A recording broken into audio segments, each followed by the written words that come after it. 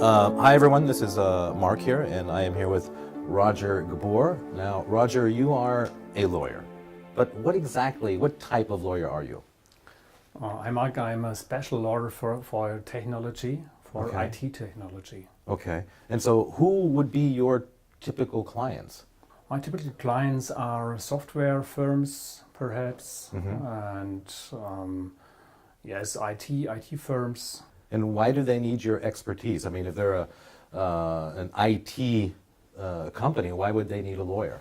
They need me to make licenses, perhaps software Okay. licenses, or if they want to um, purchase their firms.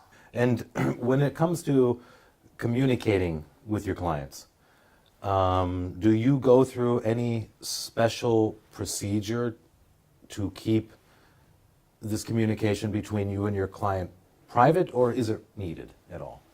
The normal way we communicate is by email. By But email. Okay. but it's both sides know it's not really secure. Mm-hmm. And since May this year, we have a new law. Okay, what's that? It's called the new law called Data Protection, Uh-huh. General Data Protection of Europe. Okay. And now it needs that we have a secure system to communicate Okay. between one side and the other side. And how do you implement this? I mean, it says you need a secure communication, but what do you do? Create one, or I don't quite. How do you get this secure communication? Now we need perhaps for me end-to-end encryption. Encryption? And an end-to-end encryption Yeah. from this point to the other point. Okay. So the communication on the transportation way is more secure. Right off the bat, we talk about, Roger mentions end-to-end encryption to make sure that this communication between point A and point B is encrypted on both ends. This is a general assumption with end-to-end encryption. People usually generally feel that as long as my communication platform that I use implements end-to-end encryption, I am safe. You couldn't be farther from the truth. End-to-end encryption is a great thing. Of course, it is. However, it has always had the same issues. And we will talk about those later on. But let's continue and see what Roger has to say. Do lawyers use their own system?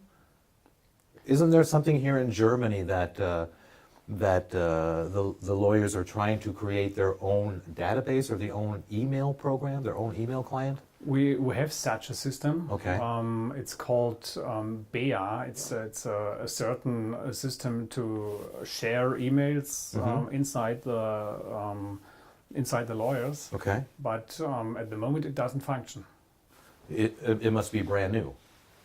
It must be brand new because there was a big leak Uh-huh. inside the software, and now it's crashed down the whole system since January 28. Okay, but when did they start using this system? It was a law Yeah. that it has to start on So. January 1st this year. Of this year.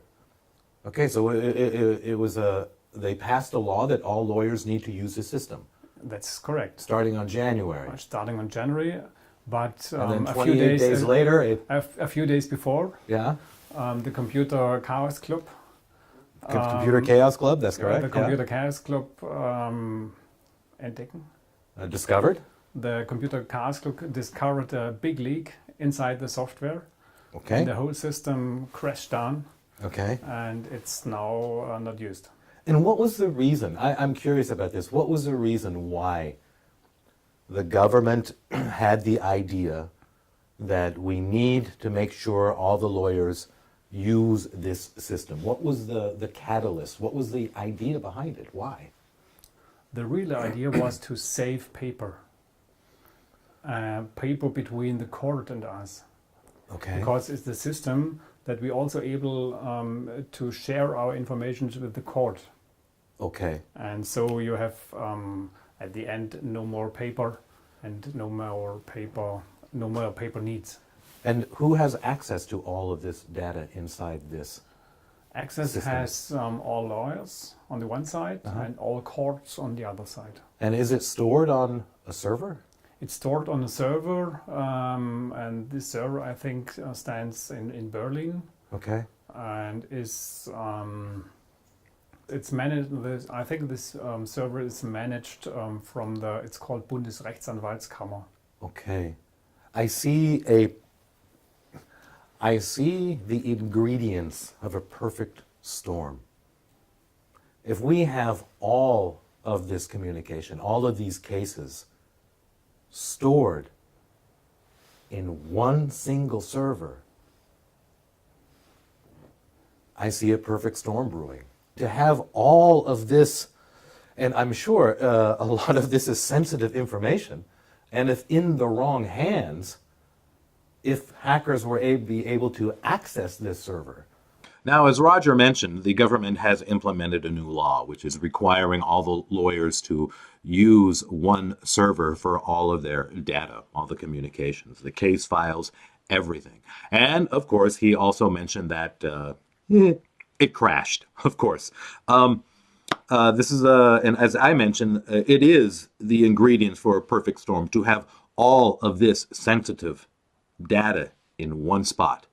And it's been proven time and time again, if you have a single server, no matter how much security you think you have, there's a group of hackers out there who are more than willing to test it.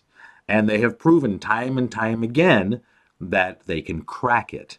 And to have this type of information, sealed information, in the hands of people with some not so good intentions, you can just imagine the damage it could cause.